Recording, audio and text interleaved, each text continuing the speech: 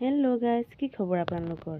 বৰ্তমান মোৰ ভাল বুলি কওঁতে গাটো অলপ বেয়া, মানে জ্বৰ আৰু কাহ হৈছে। চাওকচোন, ৰাতিপুৱাই লগাই ল'লোঁ জেতুকা, যিহেতু চুলিবিলাক পকিছে আৰু সেয়েহে জেতুকাখিনি অলপ শুকাবলৈ দি এয়া বহালোঁ। কি গম পাইছেনে?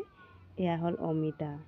অমিতা কিহৰ লগত বনাম চাই থকচোন, তেনেহ'লে ভিডিঅ'টো গম পাব নিশ্চয় মইনো কিহৰ লগত অমিতা বনালোঁ। আৰু এয়াই হৈ গ'ল পচলা মই ধুনীয়াকৈ কাটি লৈছিলোঁ, আৰু পচলাটো আজি 2দিনমান হ'ল কটা, সেয়েহেতো ক'লা পৰিলে। আৰু ঢাকি দিলোঁ মচুৰ দালি দি ধুনীয়াকৈ।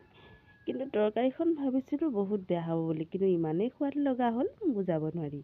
আৰু আপোনালোকৰ মৰম আৰু আশীৰ্বাদত ঘৰখন অকণমান আগবঢ়াব পাৰিছোঁ। তেনেহ'লে ব'লকচোন মোৰ বাৰীখনলৈ যাওঁ। দেখিছে, এয়া ইমান ধুনীয়াকৈ লেচেৰা আৰু লাগিবলৈ ধৰিছে ৰঙালাও।